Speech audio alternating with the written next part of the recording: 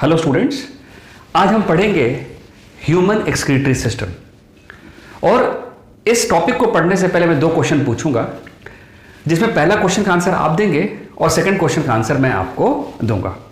पहला क्वेश्चन ये है कि कोरोना वायरस से पहले एक वर्ड यूज होता है, that is called novel. It is said it is novel corona virus. आपने बताना है कि ये नोवल क्या होता है। And the second question is कि जनरली आपने ऐड में देखा होगा और ऐसे भी आपने सबसे सजेशन सुना होगा कि we should frequently wash our hand with liquid soap और सॉलिड सोप। और ये जो वॉशिंग भी होना चाहिए ना, कम से कम 20 सेकेंड्स का होना चाहिए। तो हमें हाथ क्यों वॉश करना चाहिए, इसके पीछे का साइंस क्या है, और वो भी 20 सेकेंड। इसका आंसर मैं इस लेक्चर के बाद दूंगा। पहले हम स्टार्ट करते हैं ह्यूमन एक्सक्रीटरी सिस्टम। देखिए, ह्यूमन एक्सक्रीटरी सिस्टम के अंदर जो मेन ऑर्गन है वो किडनी है, और ये दोनों kidney, we have pair of kidney, ये हमारे बैकबोन के दोनों साइड लोकेटेड है। एक राइट में, this is right kidney and this is the left kidney. अब देखिए, यहां से ब्लड आ रहा है with the help of aorta, और अरोटा हमने पढ़ा हुआ है ह्यूमन सर्कुलेटरी सिस्टम के अंदर। And this aorta get divide into renal artery. यहां वर्ड है renal. Renal is a scientific name of kidney. क्या बोला आपने? Renal is a scientific name of a kidney. तो ये आर्टरी जो किडनी के अंदर आता है उसको हम क्या कहते हैं? Renal artery. देखिए, एक आर्टरी इधर आ रहा है और एक आर्टरी इधर एंटर कर रहा है। It brings what? Oxygenated blood. But इस ऑक्सीजनेटेड ब्लड के साथ इसके अंदर नाइट्रोजनस वेस्ट भी होता है, और इसी नाइट्रोजनस वेस्ट को रिमूव करना है किसने? किडनी ने। अभी हम इसको डिटेल में डिस्कस करेंगे। यहां पे ये वाला जो ट्यूब आप देख रहे हैं, ये जो ट्यूब आप देख रहे हैं, दिस वन जो ब्लू मार्क है, this is inferior vena cava. और इंफीरियर वेना केवा क्या होता है? Which carries the blood from the lower part of the body towards the heart. अब देखिए, इंफीरियर वेना केवा में दो इनलेट आप देख रहे हैं, these are called renal vein. और renal vein carry deoxygenated blood towards heart. The nitrogenous waste which is removed by the kidney, that is in the form of urine, and that urine is been collected with the help of ureter. एक ureter left kidney से बाहर आ रहा है और दूसरा ureter right kidney से बाहर आ रहा है, और ये दोनों यूरेटर यूरिनरी ब्लैडर के अंदर कंबाइन हो जाता है। So it brings urine and that get temporarily stored in a urinary bladder. ये यूरिनरी ब्लैडर हमारे नर्वस कंट्रोल के अंदर होता है। जैसे अर्ज होता है, ये यूरिन को डिस्चार्ज करता है किसके थ्रू? यूरेथ्रा के थ्रू। सो आपको क्या समझना है? We have pair of kidney. Kidney से क्या निकलता है? यूरेटर। यूरेटर किससे ज्वाइन होता है? Urinary bladder. और यूरिनरी ब्लैडर से यूरिन बाहर किससे निकलता है? With the help of urethra. Now let us understand the concept of kidney, कि किडनी एग्जैक्टली करता क्या है, and why it is so vital organ. देखिए, हमने डाइजेशन में पढ़ा था कि protein get digested into amino acids, और जब वो अमीनो एसिड में डाइजेस्ट हो जाता है तो विलाइज के हेल्प से वो हमारे ब्लड स्ट्रीम के अंदर आता है, and it get circulated through out the body. Body के जिस सेल को अमीनो एसिड चाहिए होता है रिपेयर के लिए या किसी सेल ऑर्गेनल्स को बनाने के लिए, वो उसमें से एब्जॉर्ब कर लेता है। अब जो अमीनो एसिड अनयूज्ड है, जो सेल्स ने यूज नहीं किया, वो अमीनो एसिड अल्टीमेटली कहां पहुंच जाता है? आपका लिवर में। एंड वो लिवर क्या करता है कि उस अमीनो एसिड को डिग्रेड करता है, उसको ब्रेक डाउन कर देता है। किसमें? अमोनिया में। बट अमोनिया बड़ा टॉक्सिक गैस है। So this ammonia need to be converted into less toxic substance, और लेस टॉक्सिक सब्सटेंस है दैट इज यूरिया। तो लिवर क्या प्रोड्यूस करता है? यूरिया। किससे प्रोड्यूस करता है? अमीनो एसिड से। तो अमीनो एसिड पहले अमोनिया में कन्वर्ट होता है, एंड फिर अमोनिया किस में कन्वर्ट हो जाता है? Urea. And now this urea need to be removed from our blood, और उसी के लिए ब्लड जो है वो किडनी के अंदर आता है। अब हम किडनी के बारे में डिटेल में पढ़ेंगे। देखेंगे यहां पे किडनी के आउटर कवरिंग को हम कैप्सूल कहते हैं। हमने लंग्स के बारे में पढ़ा था, लंग्स के आउटर कवरिंग को हमने प्लूरा बोला था। हार्ट के आउटर कवरिंग को हमने पेरिकार्डियम बोला। उसी तरीके से किडनी के आउटर कवरिंग को हम क्या बुलाते हैं? कैप्सूल। अब देखिए इस किडनी के अंदर मेनली दो पार्ट है, एक तो आउटर पार्ट है जिसको हम कॉर्टेक्स कहते हैं, दिस इज कॉर्टेक्स, और एक इसका बीच का पार्ट है, इसको हम क्या कहते हैं, मीड्यूला। ये जो पार्ट आप देख रहे हैं दिस इज पेल्विस, और पेल्विस से यहां क्या निकल रहा है, यूरेटर निकल रहा है, और यही यूरेटर क्या कैरी कर रहा है, यूरिन, और यही यूरेटर जो है वो किससे ज्वाइन हो जाता है, यूरिनरी ब्लैडर से, और यूरिनरी ब्लैडर के अंदर यूरिन जो इकट्ठा होता है यूरेथ्रा से फिर बाहर निकल जाता है। तो अब यहां पे देखें कि urea is been formed by liver. अब वो यूरिया क्या होता है, इस रीनल आर्टरी के हेल्प से वो इस किडनी के अंदर आता है। अब रीनल आर्टरी जो है, renal artery carries, it brings what, oxygenated blood, क्योंकि ऑक्सीजन की रिक्वायरमेंट किडनी के सेल्स को भी है। हाँ, एक चीज मैं बताना भूल गया यहां पे कि किडनी का स्ट्रक्चरल और फंक्शनल यूनिट जो है वो नेफ्रॉन होता है।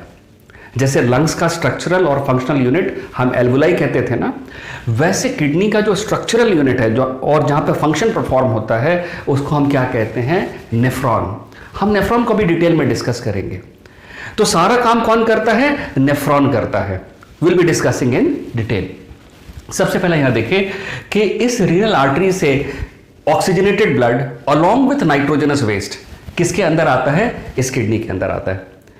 किडनी का नेफ्रॉन क्या करता है कि उसमें से नाइट्रोजनस वेस्ट को रिमूव कर लेता है, it take outs the nitrogenous waste. और जो रीनल वेन से जो ब्लड जाता है ये डीऑक्सीजनेटेड होता है, बट इसके अंदर नाइट्रोजनस वेस्ट नहीं होता। तो नाइट्रोजनस वेस्ट कहां जाता है, वो नाइट्रोजनस वेस्ट सारा इकट्ठा होकर किस में आ जाता है, पेल्विस के अंदर आ जाता है। और इस पेल्विस के अंदर जो नाइट्रोजनस वेस्ट आता है वो डाइल्यूट फॉर्म में होता है, and that is known as urine, जो कि यूरेटर के हेल्प से यूरिनरी ब्लैडर के अंदर चला जाता है। ऐसा माना गया, ऐसा देखा गया कि एक एवरेज एडल्ट के अंदर एक किडनी के अंदर करीबन 10 लाख न्यूरॉन इज अवेलेबल।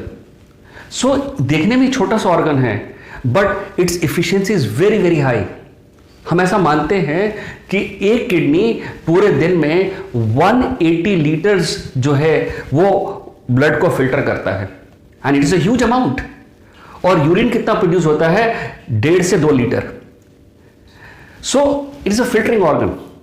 बहुत बार क्या होता है, कभी किसी के किडनी में इंफेक्शन हो जाए या कभी कोई प्रॉब्लम हो जाए तो किडनी ना प्रॉपरली काम नहीं करता। जो रीनल वेन से जो ब्लड जा रहा होता है ना, उसके अंदर यूरिया का कंटेंट क्या हो जाता है, थोड़ा सा हाई हो जाता है। सो किडनी रिक्वायर ट्रीटमेंट। हम वो उस डिसीज के बारे में पढ़ेंगे, डायलिसिस के बारे में पढ़ेंगे। जब किसी का किडनी काम नहीं करता तो हम डायलिसिस, उसको आपने अक्सर सुना होगा कि that patient is under dialysis. तो डायलिसिस का कॉन्सेप्ट क्या होता है, हम उसको भी डिस्कस करेंगे।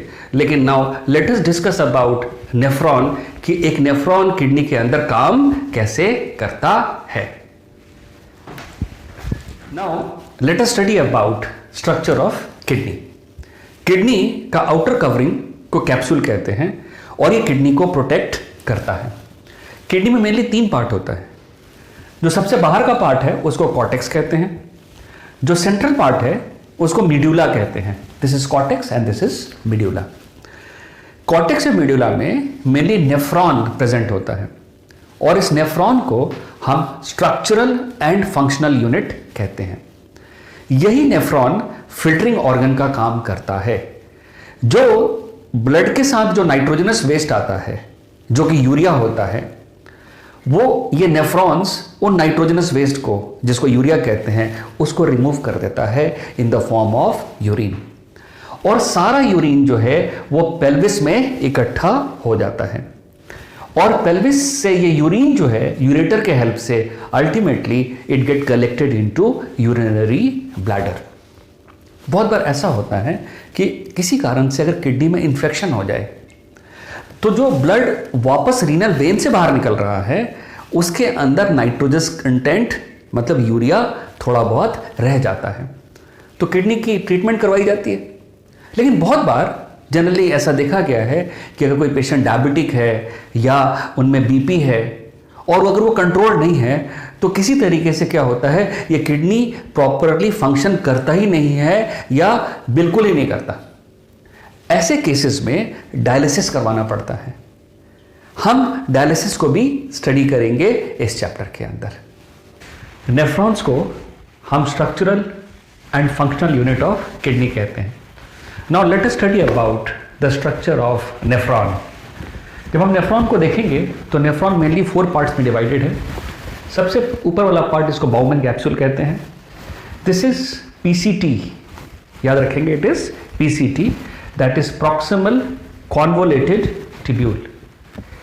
जो थर्ड पार्ट है इसको हेनलीज लूप कहते हैं या लूप ऑफ हेनली। जो ये पार्ट है बड़ा इंपॉर्टेंट है, इसको डीसीटी कहते हैं, DCT, it is called distal convoluted tubule. ये डिस्टल कॉन्वोलेटेड ट्यूब्यूल ये कलेक्टिंग डक्ट से ज्वाइन करता है और ये कलेक्टिंग डक्ट यूरिन को लेके पेल्विस से कनेक्ट हो जाता है। And the pelvis is a area that we have already discuss that it collect all the urine from every nephron, और पेल्विस उस यूरिन को लेके इस यूरेथ्रा से, इस यूरेथ्रा से लेके फिर किससे लेके आ जाता है, कहाँ लेके आता है, यूरिनरी ब्लैडर के अंदर, जो कि यूरेटर से फिर एक बॉडी से एक्सक्रीट हो जाता है। Now let us discuss in detail about how excretion process happen. अब देखेंगे this is a blood tube. Basically किसका पार्ट है ये रीनल आर्टरी का पार्ट है। रीनल आर्टरी फर्दर डिवाइड हो जाता है आर्टरियोल्स और कैपिलरी में। उसमें से एक कैपिलरी ये है जो कि बाउमन कैप्सूल के अंदर एंटर कर रहा है।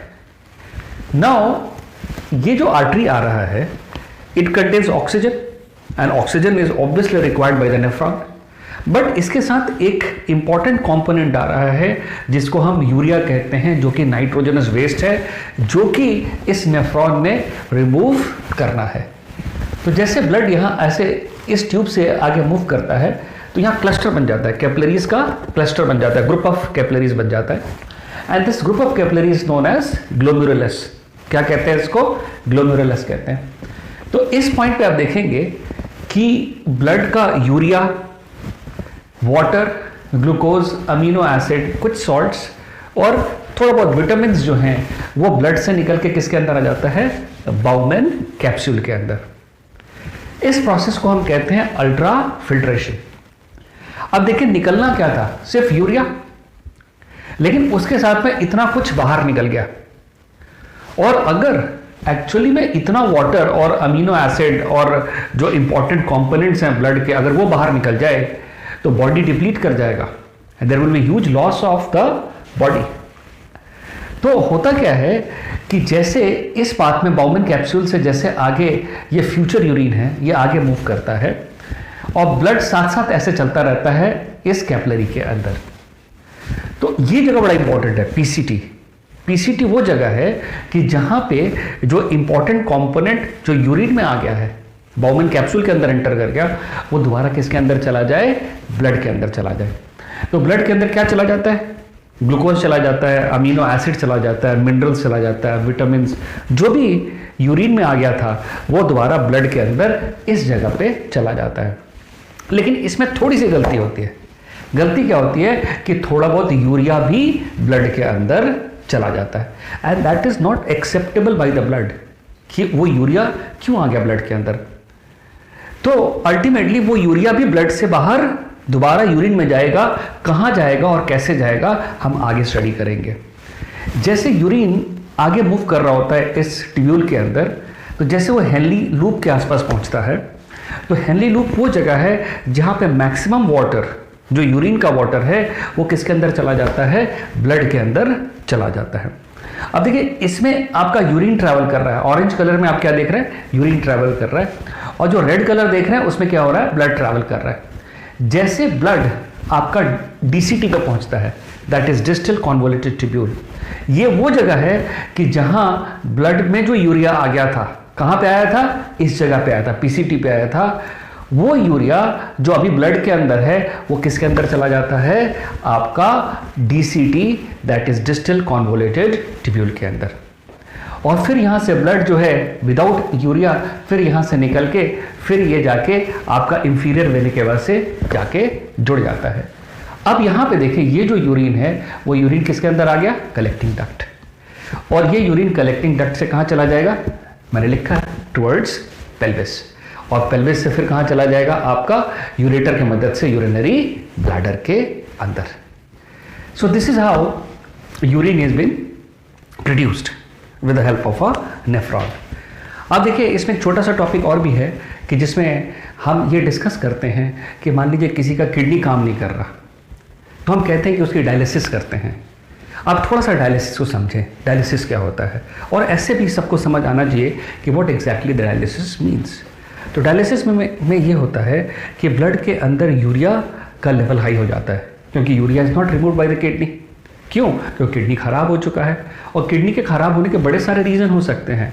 उसमें से एक रीज़न ये है कि अगर समबडी इज़ डायबिटिक तो किडनी डिस्ट्रॉयज फास्ट, अगर डायबिटीज़ का कंट्रोल नहीं किया गया तो नॉर्मली उसमें क्या होता है कि जो ये हमारा है, यहाँ पे आर्टरी जो होता है उसको रेडियल आर्टरी कहते हैं, ठीक है। उस रेडियल आर्टरी को कट करते हैं और वहाँ से एक ट्यूब बाहर निकालते हैं, और वो ट्यूब को ना एक प्रोसेस के थ्रू क्रॉस करते हैं, फिल्ट्रेटिंग प्रोसेस के थ्रू, जिसको डायलिसिस मशीन कहते हैं। उस डायलिसिस मशीन का काम क्या है कि उस ब्लड से क्या कर लेगा? यूरिया निकाल लेगा। और दोबारा जब एक बार उस ब्लड से यूरिया निकल जाएगा तो जो आर्टरी आपने ऊपर वाला कट किया था उससे तो ब्लड निकाल लिया, उसको नीचे वाले आर्टरी से आपने क्या कर दिया? जो फिल्टर्ड ब्लड है उसको उससे अटैच कर दिया। तो दोबारा वो ब्लड किसके अंदर चला गया? आपका फिर से आर्टरी के अंदर चला गया। लेकिन अब जो ब्लड आया वो कौन सा ब्लड है? जिसके अंदर यूरिया अवेलेबल नहीं है। This is called dialysis. अब आप सोचते होंगे कि ये प्लांट के अंदर एक्सक्रीशन होता है, तो ये प्लांट के अंदर एक्सक्रीशन कैसे होता है? तो हमें समझना पड़ेगा कि प्लांट के अंदर ना जो एक्सक्रीशन है वो बहुत अलग अलग तरीके से होता है। That is not in the same way जो कि एनिमल्स के केस में होता है। तो प्लांट्स के अंदर क्या होता है? प्लांट्स में जैसे मान लीजिए ऑक्सीजन भी एक एक्सक्रीटरी प्रोडक्ट है। फोटोसिंथेसिस में ऑक्सीजन प्रोड्यूस होता है, that is been remove by the plant. बहुत बार क्या होता है? वाटर भी एक्सक्रीटरी प्रोडक्ट का काम करता है। वाटर जो है ट्रांसपिरेशन से लॉस हो जाता है। और जो कुछ भी कभी कभी ऐसा होता है कि प्लांट के अंदर जो वेस्ट होता है that get collected in the leaf.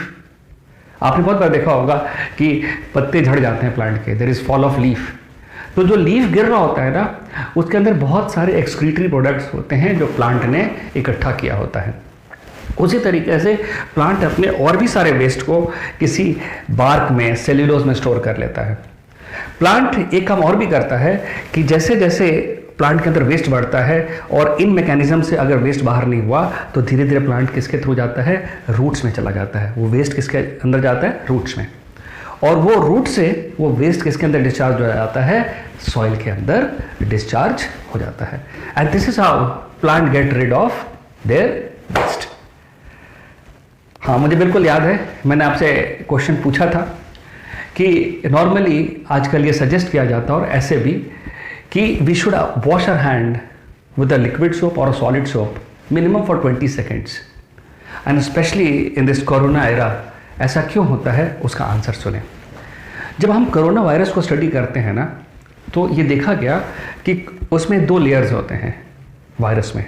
सबसे ऊपर वाला लेयर क्या होता है? वो फैट का बना होता है, ऑयल का, फैट का।